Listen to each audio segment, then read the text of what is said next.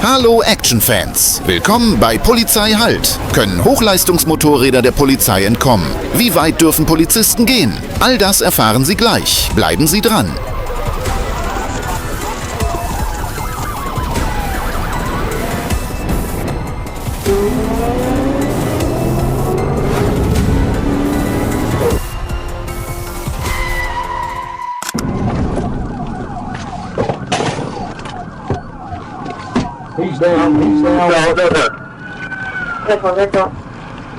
Am Sonntag, dem 5. Oktober 2025, an einem ruhigen Nachmittag, zerriss das Geräusch einer weißen Honda CBR 600 auf der Autobahn US 422 förmlich den Himmel.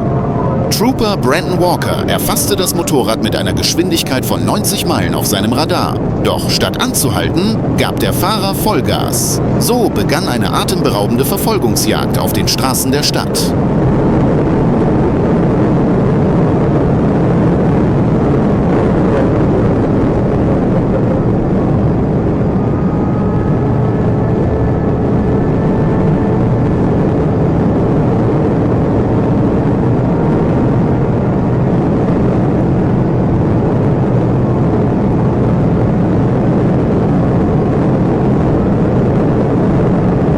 Wenn du actiongeladene Fluchtvideos und detaillierte Polizeiberichte liebst, kannst du unseren Kanal abonnieren. Jede Woche erwarten dich 2 neue Videos. 97% unserer Zuschauer sind noch nicht abonniert. Wenn dir unser Video gefallen hat, vergiss bitte nicht, uns zu abonnieren.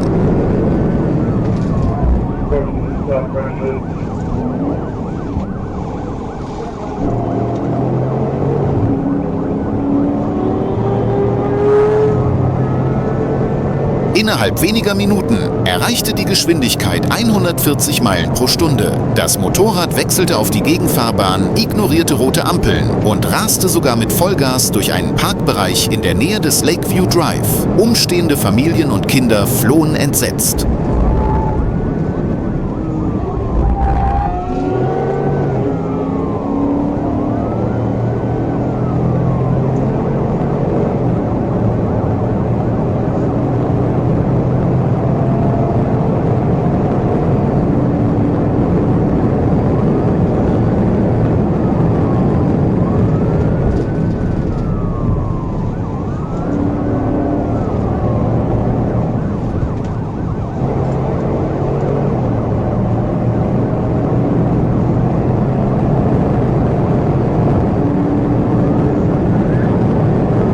Die Honda CBR 600 ist ebenfalls ein leistungsstarkes Motorrad mit 121 PS. Wenn der Fahrer diese Leistung voll ausnutzt, kann das Motorrad plötzlich aus dem Blickfeld verschwinden.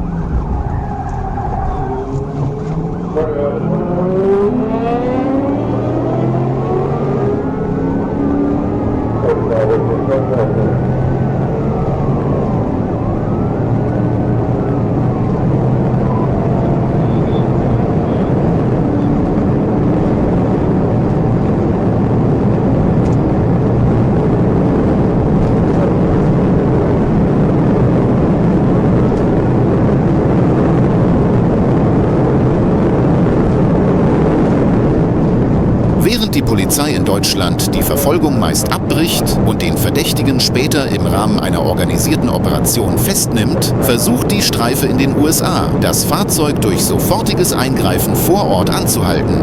Beide Ansätze haben Vor- und Nachteile. Was ist Ihrer Meinung nach sicherer und fairer? Teilen Sie uns in den Kommentaren mit, wo Sie das Video gesehen haben. Wir sind gespannt auf Ihre Meinung.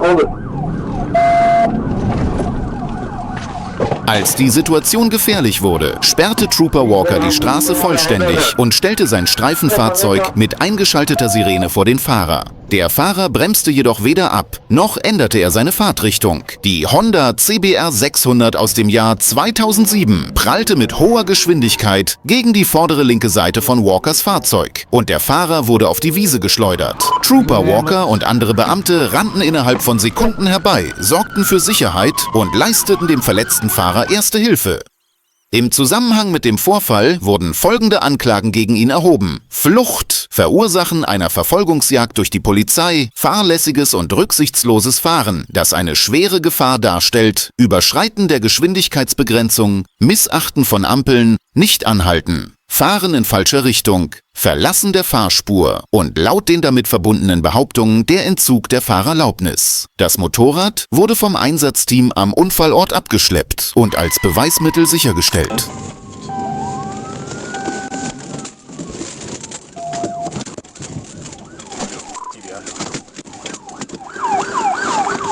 Am 5. Oktober 2025 verwandelte ein blaues Motorrad ohne Kennzeichen, das mit hoher Geschwindigkeit auf der Interstate 30 in Little Rock, Arkansas unterwegs war, eine routinemäßige Verkehrskontrolle in einen regelrechten Adrenalinsturm. Trooper Bluford bemerkte, dass das Motorrad sowohl überhöhte Geschwindigkeit fuhr, als auch gefährliche Spurwechsel vornahm und schaltete die Sirenen ein. Doch der Fahrer, Craig Washington, entschied sich zu fliehen, nachdem er sich umgedreht hatte.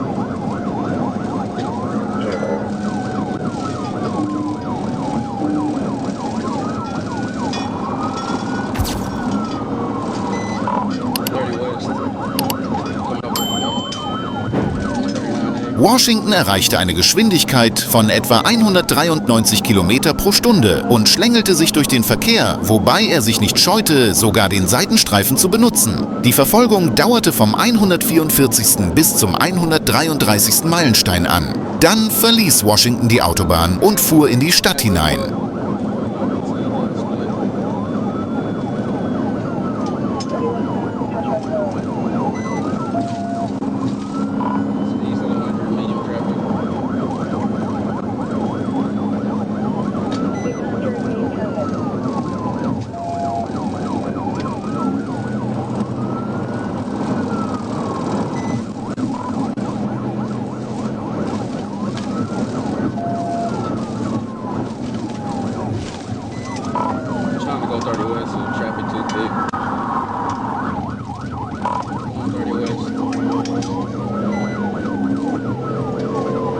Während solche Motorradverfolgungsjagden in den USA häufig vorkommen, beendet die Polizei in Deutschland Verfolgungsjagden bei so hohen Geschwindigkeiten in der Regel.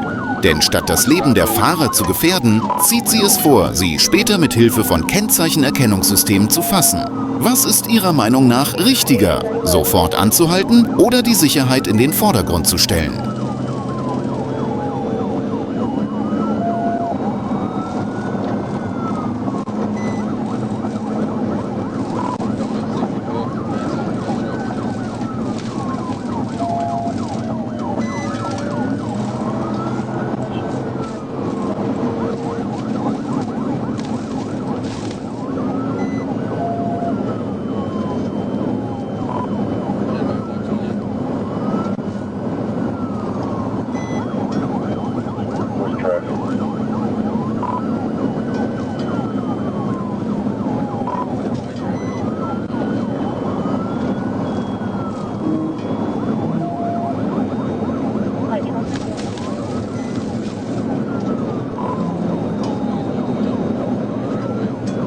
Es ist wirklich schwierig, ein Motorrad mit einem Auto zu fassen. Wenn es sich dabei noch um eine Suzuki GSX R1000 handelt, wird es noch viel schwieriger. Mit einer Leistung von 202 PS kann dieses Motorrad mit einem guten Fahrer fast unsichtbar werden.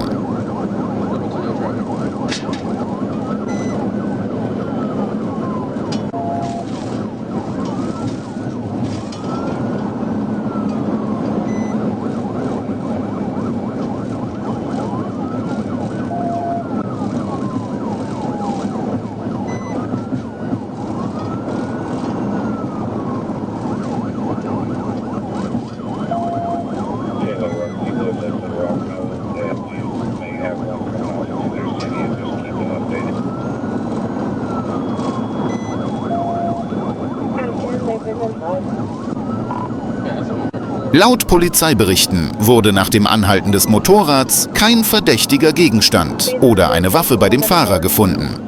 Ist dieser Fahrer also nur deshalb in diese Situation geraten, weil er nicht angehalten hat? Ist es normal, dass ein Erwachsener mit Führerschein so etwas tut?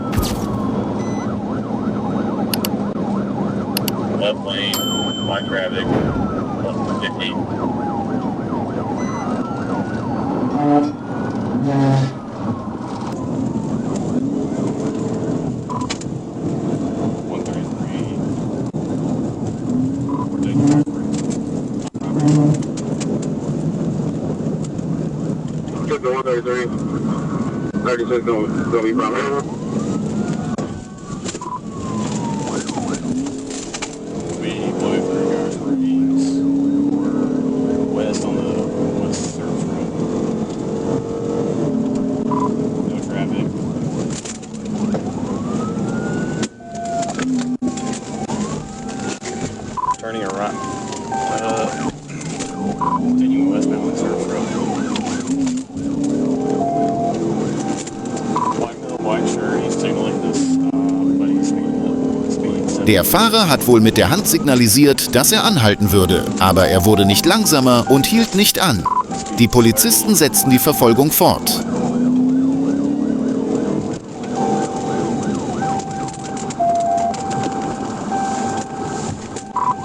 Taking a ride coming up on University.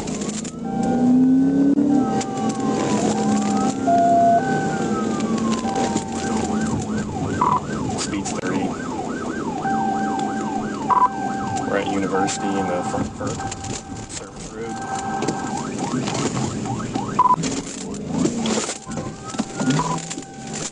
We might be stopping now. No, we're just taking off. We're north on University.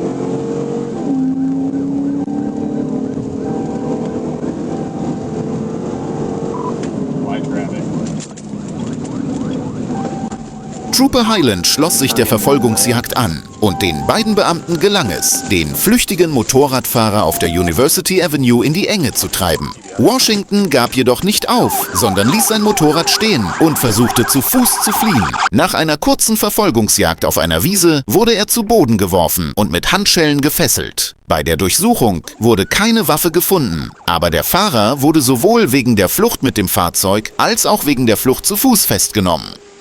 Wenn Sie gerne solche atemberaubenden Verfolgungsjagden verfolgen, sind Sie hier genau richtig.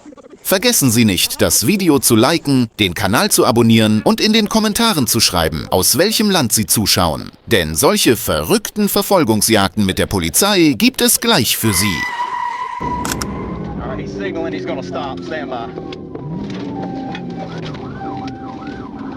Am Freitagabend, dem 28. Oktober 2022, war Trooper A. Matthews auf der Mockingbird Road auf Streife und ging Beschwerden über ein schwarzes Sportmotorrad nach, das täglich mit gefährlicher Geschwindigkeit in der Gegend unterwegs war. Gegen 18:59 Uhr sah er ein Motorrad, das der Beschreibung entsprach und einen lauten Auspuff hatte, aus der Bannister Road kommen.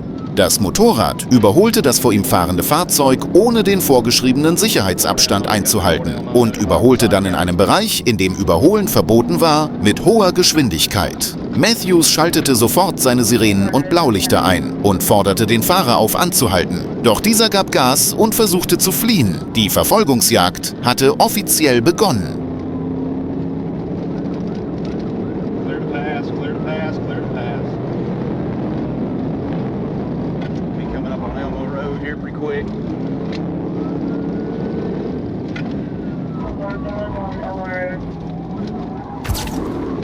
Stand by, going right on Elmo, right on Elmo. He almost 1050.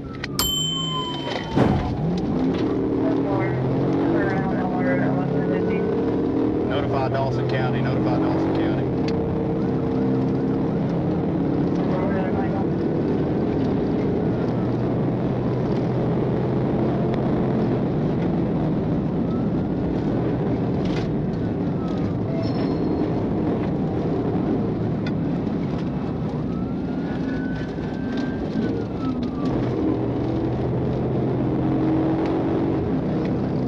Still north on Elmo, gonna turn into Mount Tabor, gonna turn into Mount Tabor Road.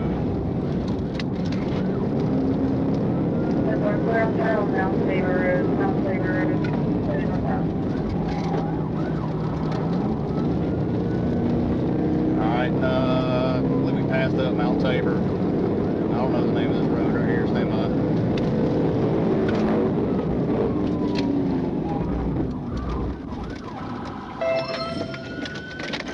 U-turn, U-turn.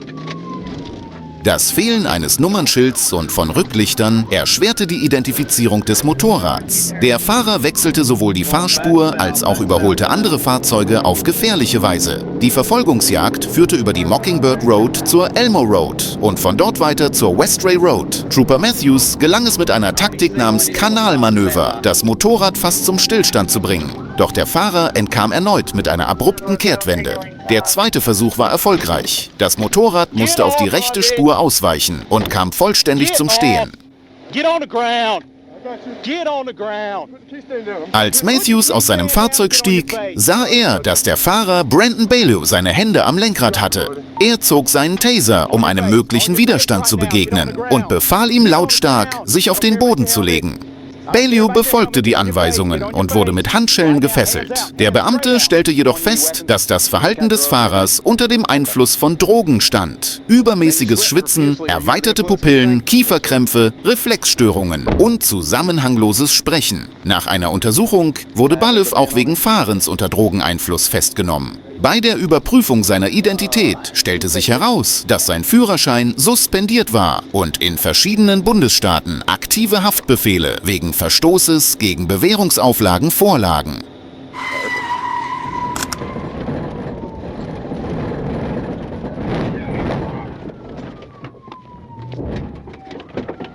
In der Nacht vom 18. April 2021 kam es zu einem Zwischenfall, als ein Motorrad, das mit hoher Geschwindigkeit auf der Interstate 85 unterwegs war, einer Aufforderung eines Hilfs-Sheriffs aus Coweta County zum Anhalten nicht nachkam.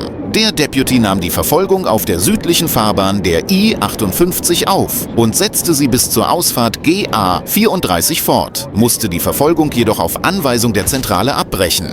In der Zwischenzeit schaltete sich ein Trooper, der in der Gegend auf Streife war, in den Vorfall ein. Er stellte fest, dass das Motorrad die rote Ampel missachtete, die Kreuzung GA 34 und Grayson Trail überquerte und seine Geschwindigkeit von 45 Meilen auf 72 Meilen erhöhte.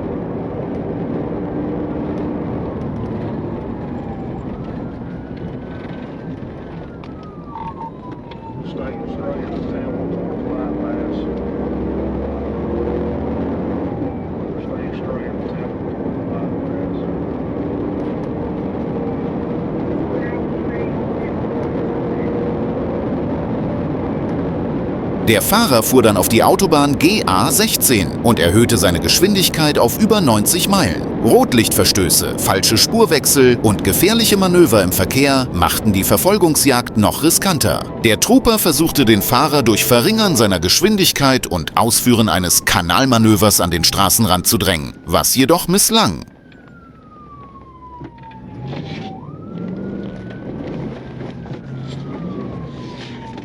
Der Motorradfahrer überholte das Fahrzeug des Polizisten auf der linken Seite, wechselte auf die östliche Fahrspur, bog dann auf die Lunsford Road ab und fuhr auf die Gegenfahrbahn. In einer scharfen Kurve geriet der Fahrer fast ins Schleudern, bog dann auf einen Feldweg ab und kam schließlich zum Stehen.